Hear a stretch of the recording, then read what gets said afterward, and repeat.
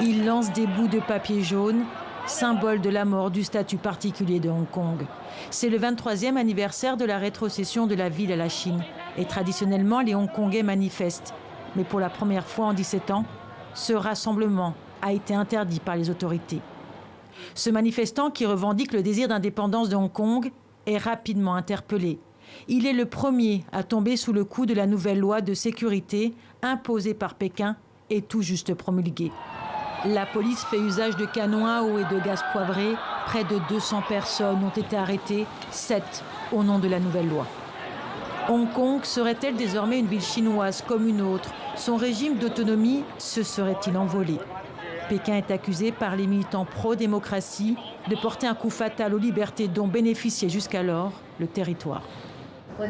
Quand ils disent le jour c'est la nuit et l'obscurité c'est la lumière, on ne peut pas argumenter parce que c'est la loi. Mais ce n'est pas l'état de droit, ce n'est même pas l'état de droit par la loi. Il s'agit d'une règle par décret, parce que tout dépend de leur interprétation.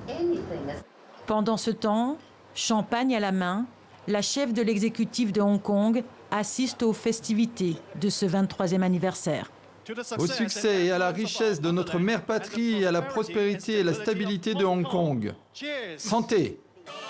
Dans son discours, Carrie Lam fait l'éloge de cette nouvelle loi controversée. Cette loi qui, selon elle, doit assurer la stabilité et mettre fin au vandalisme à Hong Kong.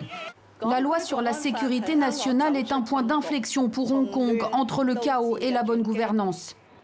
27 pays des Nations Unies, dont la France, le Royaume-Uni et le Japon, ont condamné cette nouvelle loi. Les États-Unis ont menacé la Chine de représailles. Pékin a immédiatement fustigé ce qu'elle appelle une logique de bandits.